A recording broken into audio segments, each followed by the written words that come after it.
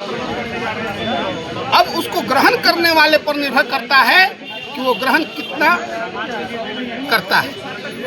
तो अब जब हम ग्रहण करते हैं और उसमें दोष और निर्दोष बताकर जाति का एक फार्मूला बनाकर SC ST UGC का जो कानून नया लाकर कि इनको हम बांट दें और इनको हम छांट दें, यह गलत है। आपको आरक्षण भी लागू करना है तो आप शिक्षा में क्यों लागू कर रहे हैं? शिक्षा तो समान है, सबके लिए है। शिक्षा में देना है तो आप फ्री पढ़ाइए ना सबको।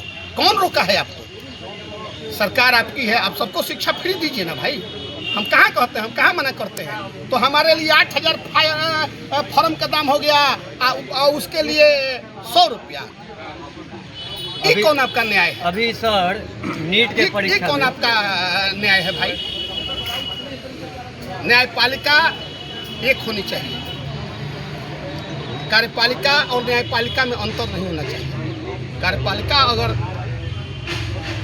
कानून बनाती है, न्यायपालिका अगर उसको लागू करती है, उस पर डिसीजन करती है, तो कार्यपालिका का भी फर्ज बनता है कि हम भेदभाव की राजनीति न करें, जाति पाति की राजनीति न करें। और हम लोग यही चाहते हैं कि हम लोगों को बांटने का काम जो सरकार कर रहा है यह बंद करे। यह गलत है। सब गरीब हैं, अगर देना ही है तो हम आपसे पूछना चाहते हैं कि आज पूरे देश में आरक्षण के आधार पर जो नौकरियां बांटी गई हैं, जो डिग्रियां मिली हुई हैं, क्या उनसे देश का विकास संभव है?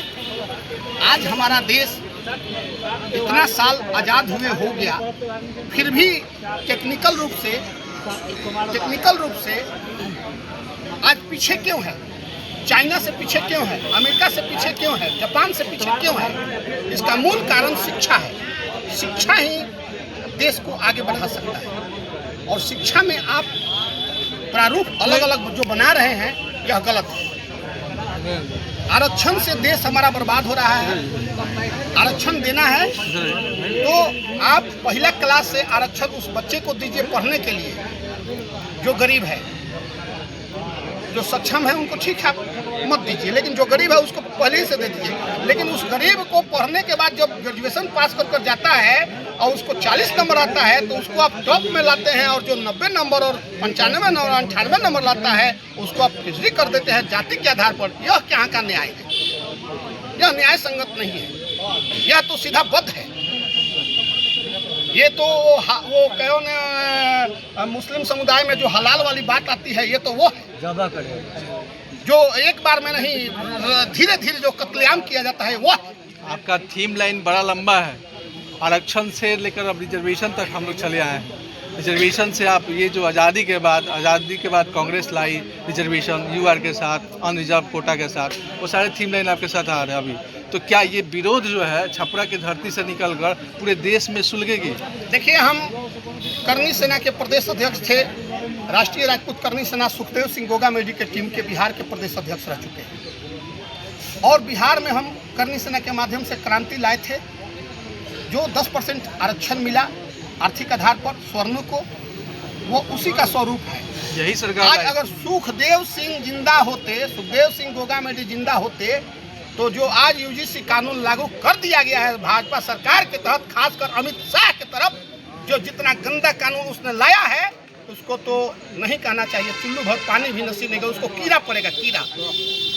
स्वर्ण समाज के लोग उस पार्टी में भी है, वो लोग विरोध क्यों नहीं कर रहे हैं? अच्छा, एक चीज बताइए, मान सिंह कहाँ थे?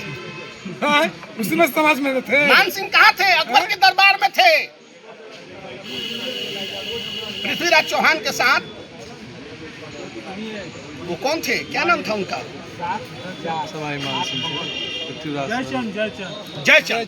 जयचंद कहाँ थे?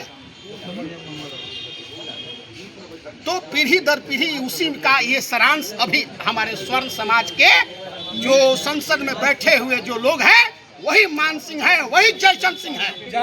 उनके भी विरोध करनी चाहिए ना सबको। अरे तो मान सिंह जयचंद क्यों विरोध करेंगे भाई? उनको तो मलाई खाना है। नहीं, जनता जिनको जिता के भेज समय है ना, दीजिए समय आएगा तब जवाब देंगे हम लोग। देखिए, कहने का मतलब है समय के इंतजार हम कर रहे हैं। या जब भगवान राम थे, समय का इंतजार हो रहा है। तो उनके भी राज्य में एक धोबी माता सीता जो भगवान लक्ष्मी, माता सीता जो लक्ष्मी की रूप अवतरित थी, उन पर भी लांछन लगा दिया था। तो यह जो समय है, हम उस भगवान राम के वंशज हैं, जो केवट के एक मलाह का भी गले लगाए हैं, हम उसके वंशज हैं। हम गरीब जो हमारे निचले तबके के लोग हैं, उनके हम भक्षक नहीं हैं, हम उनको भी गले लगाए हैं। आज गले लगाए हैं तभी वो आज वहाँ यहाँ हैं। उसी में के कुछ दुष्ट आत्मा जैसे चिराग पासवान, चंद्रशेखर रावण जैसे दुष्ट आत्मा जो लोग हैं, जो उनकी हक को खा रहे हैं, हम उनके लिए लड़ाई लड़ रहे हैं।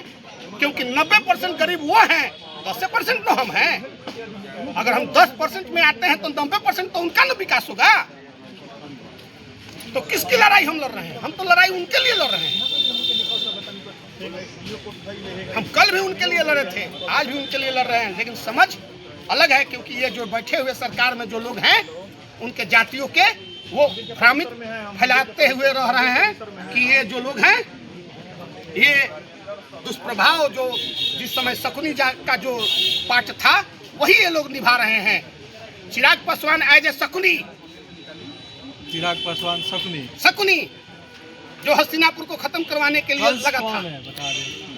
कंस रावण हो, आपका यही चंद्रशेखर रावण हो गया।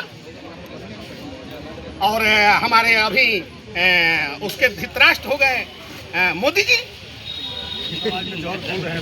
धृतराष्ट्र हो गए मोदी जी। और उनका क्या कहें, अमित शाह जैसा क्रूर। उम्मीद करते हैं कि ये जो चिंगारी आप सभी ने जगाई है। अच्छा आप ही बताइए ना, अमित शाह जैसा कौन सा खजाना है? उसका बेटा जयचंद बीसीआई से का अध्यक्ष बन गया, उतना धनवान हो गया। उसके पास धन कहाँ से आया? कहाँ से आया धन? देखिए, भाजपा सरकार में बैठे जो लोग हैं, ये कारपोरेट जगत को आगे बढ़ाने के लिए हम सबका शोषण करते हैं और कुछ नहीं। उम्मीद करते हैं ये जो आप देख रहे हैं यहाँ पे संगठन जिस तरीके से यहाँ पे एक सुलगती हुई दिखाई दे रही है। हाँ, ये चिंगारी है।